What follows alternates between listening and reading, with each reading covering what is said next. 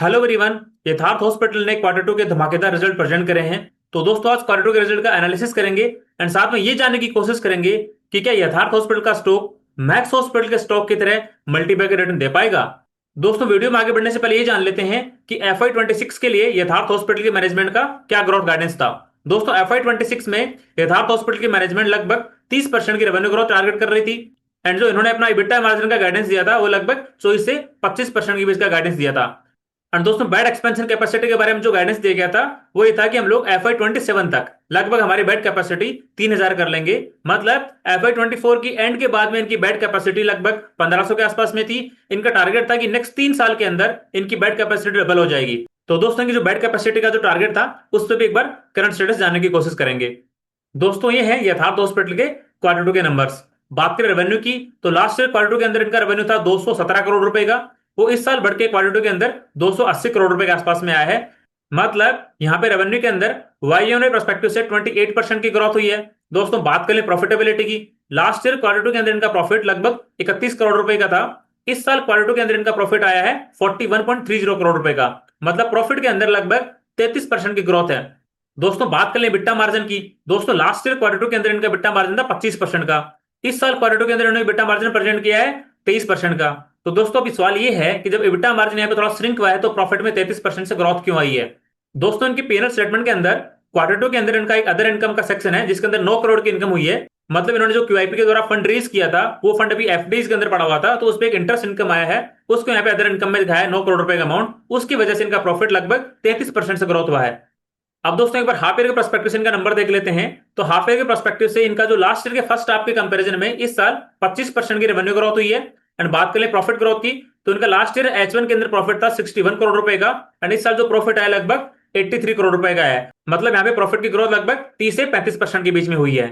अब दोस्तों यथार्थ हॉस्पिटल के कुछ इंपॉर्टेंट पैरामीटर की बात कर लेते हैं। दोस्तों बात करें इनकी करंट बेड कैपेसिटी की तो इनका जो करंट बेड कैपेसिटी वो 2550 प्लस बेड्स का है। मतलब FY 24 के बाद में इनका जो बेड कैपेसिटी था वो लगभग 1500 के आसपास में था। एंड दोस्तों इनका गाइडेंस था FY 24 के बाद में कि नेक्स्ट 3 इयर्स के अंदर मतलब FY 27 तक ये लोग अपनी बेड कैपेसिटी को बढ़ाकर 3000 के आसपास लेके जाएंगे। मतलब 3 साल के अंदर अपनी बेड कैपेसिटी को डबल करना चाह रहे थे।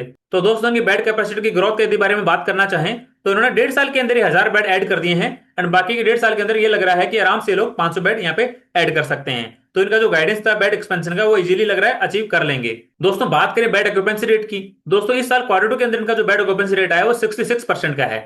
मतलब दोस्तों कंसिस्टेंटली लास्ट के 2-3 साल से बेड ऑक्यूपेंसी रेट यहाँ पे इनका बढ़ रहा है। अभी बढ़ के लगभग 66% पे हो गया है। मतलब वाईओने पर्सपेक्टिव से यहाँ पे बेड ऑक्यूपेंसी रेट 6% से ग्रोथ हुआ है। दोस्तों बात कर लें इनके आरपोप की। आरपोप मतलब एवरेज रेवेन्यू पर ऑक्यूपाइड बेड का। दोस्तों हॉस्पिटल सेक्टर के लिए ये मैट्रिक बहुत इंपॉर्टेंट होता है, एक ऑक्यूपाइड बेड आपको कितना रेवेन्यू देके जा रहा है। तो दोस्तों ये इनका करंटली चल रहा है 32,015 रुपए का। दोस्तों एयरपोप के अंदर भी इनका जो ग्रोथ आया वाईओने पर्सपेक्टिव से वो 4% का आया है। दोस्तों यही आरपोप का नंबर लगभग 2-3 साल पहले इनका लगभग 27 से 28,000 रुपए के आसपास हुआ करता था एंड ये कंसिस्टेंटली टाइम के साथ बढ़ रहा है। एंड दोस्तों आपको तो पता ही है हॉस्पिटल सेक्टर की सर्विसेज कितनी महंगी होती जा रही है। तो मतलब ऐसे लग रहा है विद टाइम जो आरपोप का नंबर है ये कंसिस्टेंटली यहां से ग्रोथ करता जाएगा। दोस्तों यदि इसको कंपेयर करें जो बड़ी हॉस्पिटल चेन है जैसे मैक्स हॉस्पिटल, अपोलो हॉस्पिटल, दोस्तों इन बड़े हॉस्पिटल का आरपोप का नंबर होता है लगभग 60 से 65-70 हजार रुपए के आसपास में। अभी यथार्थ हॉस्पिटल उनसे आधी रेट पे है। मतलब यहां से यथार्थ हॉस्पिटल के आरपोप के नंबर में इंक्रीज होने के बहुत ज्यादा चांसेज है। एंड दोस्तों मैनेजमेंट ने बताया है कि इन्होंने जो रिसेंट में 2 हॉस्पिटल ओपन किए हैं, आपका दिल्ली वाला हॉस्पिटल, आपका फरीदाबाद वाला हॉस्पिटल, उसके कारण इनकी EBITDA मार्जिन में यहाँ पे ड्रॉप हुआ है। दोस्तों आपको पता होगा कि दिल्ली के अंदर इनका 300 बेड का हॉस्पिटल ऑपरेट होना स्टार्ट हो गया है। एंड दोस्तों फरीदाबाद के अंदर भी इनका दूसरा हॉस्पिटल जो सेक्टर 20 में स्टार्ट हुआ है वो भी 400 बेड का हॉस्पिटल है। मतलब लास्ट के 3-4 क्वार्टर के अंदर इन लोगों ने अपने 2 हॉस्पिटल ऑपरेट करना स्टार्ट किए हैं, आपका दिल्ली वाला हॉस्पिटल, आपका फरीदाबाद वाला हॉस्पिटल। दोस्तों मैनेजमेंट का ये कहना है कि हम लोगों ने जब 2 हॉस्पिटल ऑपरेट करना स्टार्ट किए हैं उसकी वजह से हमारे इनिशियल खर्चे बहुत ज्यादा हुए हैं। उसकी वजह से हमारा जो EBITDA मार्जिन है वो 25% से गिर के 23% पे आया है। एंड दोस्तों मैनेजमेंट ने यहाँ पे साफ साफ दिखाया है कि यदि इनका दिल्ली और फरीदाबाद वाला हॉस्पिटल यदि ऑपरेट स्टार्ट होना नहीं होता तो इनका जो EBITDA का नंबर है वो लगभग वाईओने पर्सपेक्टिव से 35% से ग्रोथ होता। एंड दोस्तों इनका EBITDA मार्जिन 26.70% आता। मतलब EBITDA मार्जिन यहाँ पे एक्सपैंड होता। एंड दोस्तों बात करें प्रॉफिटेबिलिटी की तो यदि दोनों हॉस्पिटल ऑपरेट नहीं भी होते, इनके एक्स्ट्रा खर्चे नहीं लगे होते तो इनका प्रॉफिट वाईओने पर्सपेक्टिव से 63% से ग्रोथ होता। इसका दोस्तों मतलब ये है कि एक्सपेंशन के अंदर इनका अच्छा खासा अमाउंट जा रहा है, उसके कारण एक्स्ट्रा खर्चे पड़ रहे हैं, उसकी वजह से इनका बेटा मार्जिन श्रिंक किया है और उसी की वजह से इनका प्रॉफिट ग्रोथ जो एक्चुअल में आना चाहिए था उतना नहीं आया है। बट दोस्तों हम ये ऐसा मान सकते हैं कि जैसे इनका हॉस्पिटल स्टेबल होगा और लगभग 12 से 18 महीने के आसपास वो हॉस्पिटल मैच्योर बनेगा और हॉस्पिटल से अच्छा खासा रेवेन्यू आना स्टार्ट हो जाएगा, उस टाइम वो इंडिविजुअल हॉस्पिटल प्रॉफिटेबल बनेगा। उस टाइम पे इनकी प्रॉफिट ग्रोथ में अच्छा खासा कंट्रीब्यूशन करेगा। और दोस्तों मैनेजमेंट ने ये भी दिखाया है कि करंटली इनके पास जो नेट कैश पोजीशन पड़ी है, मतलब इनके पास करंटली 370 करोड़ रुपए का कैश पड़ा हुआ है। एंड दोस्तों एक सबसे इंपॉर्टेंट मैटर था कि इनकम टैक्स डिपार्टमेंट ने यथार्थ हॉस्पिटल का जो कुछ एफडी का बैलेंस था, कुछ कैश बैलेंस था, उसको फ्रीज कर रखा था और कुछ इनके एसेट्स फ्रीज कर रखे थे। कुछ इनका कुछ पुराना लीगल डिस्प्यूट चल रहा था उसके कारण से। बट दोस्तों मैनेजमेंट का भी ये कहना है कि हमारा जो पुराना इश्यू चल रहा था, लीगल डिस्प्यूट चल रहा था इनकम टैक्स डिपार्टमेंट के द्वारा, वो सॉल्व हो गया है। एंड जो भी इन्होंने एसेट्स फ्रीज कर रखे थे, जो भी लैंड फ्रीज कर रखे थे, जो भी इनका एफडी का बैलेंस फ्रीज कर रखा था, उसको फ्री कर दिया है। मतलब उस अमाउंट को भी ये लोग अब अपना हॉस्पिटल एक्सपेंशन में यूज कर सकते हैं। और दोस्तों आगरा वाले हॉस्पिटल के बारे में मैनेजमेंट ने यहाँ पे दिखाया है कि हमने जो एक्वायर किया वो 150 बेड का हॉस्पिटल है, बट विद टाइम उसकी बेड कैपेसिटी बढ़ा के हम लोग 250 बेड तक कर सकते हैं उसी हॉस्पिटल के अंदर, थोड़ी सी स्पेस बाकी उसको यूज करके। अब दोस्तों मैं एक बहुत ही इंपॉर्टेंट स्लाइड डिस्कस करने जा रहा हूं आपके साथ में कि एक हॉस्पिटल बिजनेस के अंदर आरपो बढ़ाने का सबसे बड़ा तरीका क्या होता है। दोस्तों यहाँ पे आप साफ देख पा रहे होंगे कि 2021 के अंदर यथार्थ हॉस्पिटल का major revenue internal medicine department से आया करता था, मतलब 56% रेवेन्यू इंटरनल मेडिसिन डिपार्टमेंट से आया करता था। और दोस्तों इंटरनल मेडिसिन में आपको पता ही है उतनी बड़ी कोई सर्जरीज नहीं होती है, मतलब वहां पे ज्यादा रेवेन्यू होने के चांसेस कम होते हैं। और दोस्तों आपको पता होगा कि जहां पे सर्जरी ज्यादा होगी वहां पे ज्यादा रेवेन्यू बनेगा। मतलब आपका हार्ट की बाईपास सर्जरी मान लो, किडनी सर्जरी मान लो, चाहे आपकी ऑन्कोलॉजी वाली सर्जरी मान लो, कैंसर वाले पेशेंट मान लो, मतलब जो सुपर स्पेशलिटी वाली डिजीज हैं उनको कवर करने में एक हॉस्पिटल को ज्यादा रेवेन्यू मिलता है। तो दोस्तों आप देख पा रहे होंगे यथार्थ हॉस्पिटल यहाँ पे बहुत अच्छा परफॉर्म किया है। FY21 में इनका इंटरनल मेडिसिन से 56% रेवेन्यू कॉन्ट्रीब्यूट होता था। उसके बाद में बाकी की सुपर स्पेशलिटी को इतना डेवलप किया कि बाकी की स्पेशलिटीज के अंदर इनको इतना अच्छा रेवेन्यू आया कि इनका जो इंटरनल मेडिसिन का रेवेन्यू था वो श्रिंक होकर मात्र 19% रहा है टोटल रेवेन्यू का। मतलब दोस्तों आप देख पा रहे होंगे टोटल रेवेन्यू का 18% रेवेन्यू ऑन्कोलॉजी से आता है, न्यूरोपैथी से 13% आता है, कार्डियोलॉजी से 10% आता है, न्यूरो साइंस से 10% आता है, ऑर्थो से इनका 8% आता है, गेस्ट्रो से 8% आता है।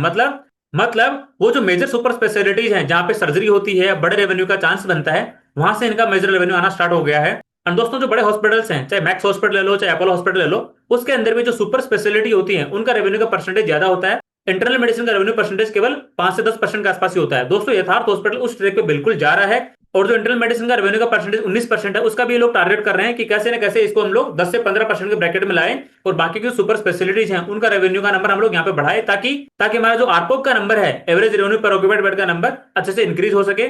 और वो इंक्रीज होकर लगभग 40,000 के आसपास आई, 45,000 के आसपास में, तो वहां से डायरेक्टली हमारा जो टोटल रेवेन्यू 1.5x हो जाएगा।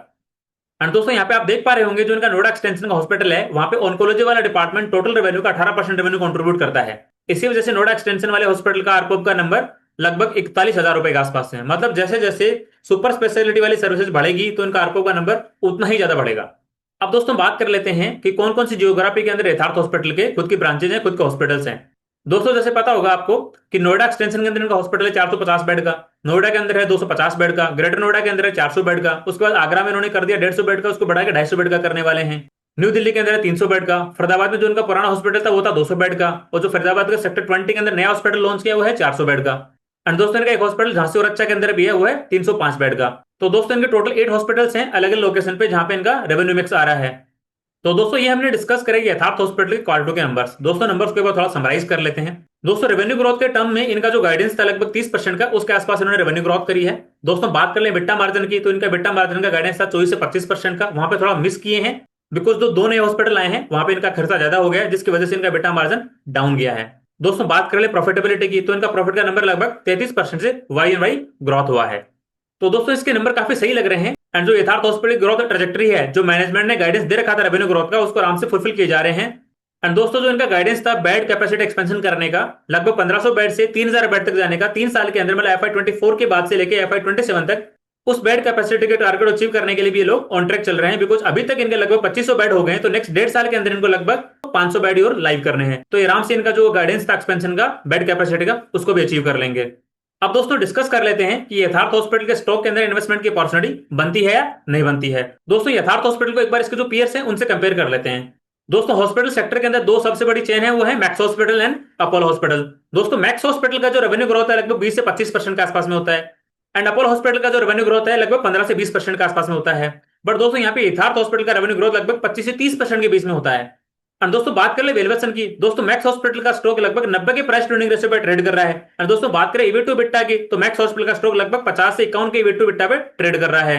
अब दोस्तों बात कर लेते हैं यथार्थ हॉस्पिटल के स्टॉक के वैल्यूएशन की। दोस्तों यथार्थ हॉस्पिटल का स्टॉक लगभग 50 के प्राइस टू अर्निंग रेशियो पे ट्रेड कर रहा है।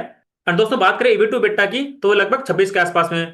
मतलब इसकी जो ग्रोथ रेट है वो मैक्स हॉस्पिटल की ग्रोथ रेट से ज्यादा है एंड वैल्यूएशन के टर्म में उसकी वैल्यूएशन से आधा है। तो दोस्तों आप समझ गए होंगे कि मैक्स हॉस्पिटल के कंपैरिजन में यहाँ पे यथार्थ हॉस्पिटल एक अच्छी डील बनती नजर आ रही है, एक अच्छी इन्वेस्टमेंट अपॉर्चुनिटी बनती हुई नजर आ रही है।